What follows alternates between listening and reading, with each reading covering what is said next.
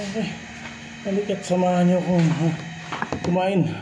From palengke to dito na tayo sa maliit kong taniman to. May gagawin lang tayo. Kain muna tayo. Ito na yung aking tanghaliang almusal. At the same time, na-miss ko ito kasi ilang araw hindi ako napunta rito. Salamat sa Diyos. Ano tayong puting asin.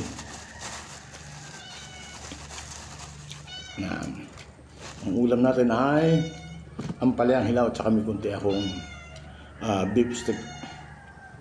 Mamaya ka na. Ampalaya to, kakain ka ba? May mga pusang gala ditong pinapakain ko na lang. Mamaya ka na.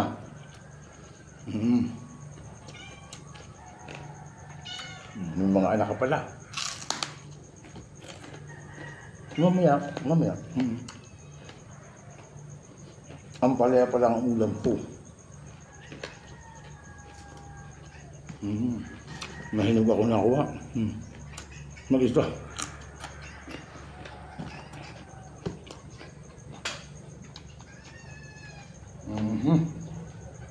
Mamaya bibigyan ko kayo.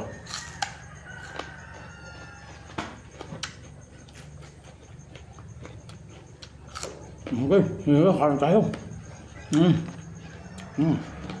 Aling asin ko. Yan ang aking mga ulam.